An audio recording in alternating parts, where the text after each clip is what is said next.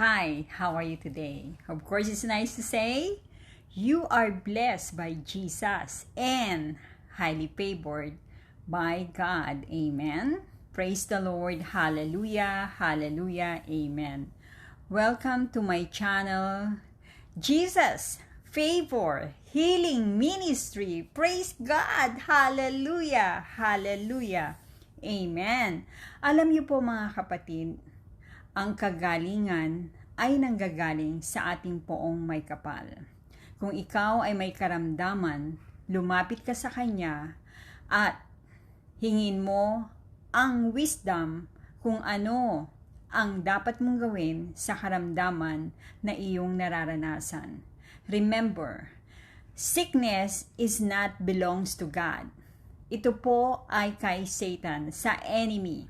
Kaya kung anumang karamdaman ang nararanasan nyo ngayon, kapatid, ito na ang panahon na matuto kayong mag-rebuke kung paano nyo palalayasin ang karamdaman sa inyong katawan.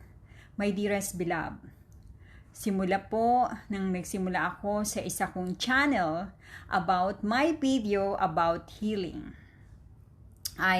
ako po ay hindi pumupunta ng doktor para sa kagalingan.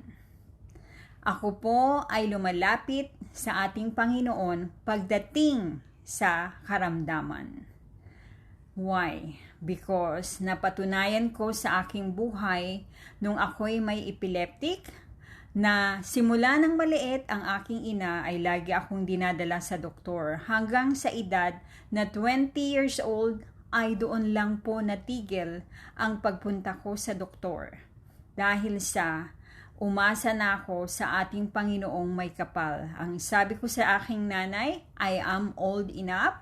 So that's why I said, now I don't want to go into the doctor, kundi I need to trust to our beloved Jesus Christ.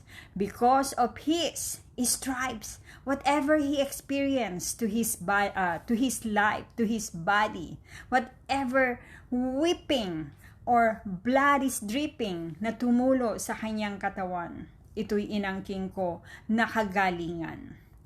Please, basahin niyo po ang Isaiah 53 verse 5.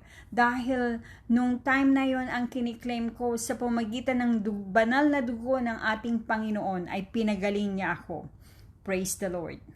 1990. Yun po ang huli kong epileptic na naranasan. At simula noon, simula ng inangking ko,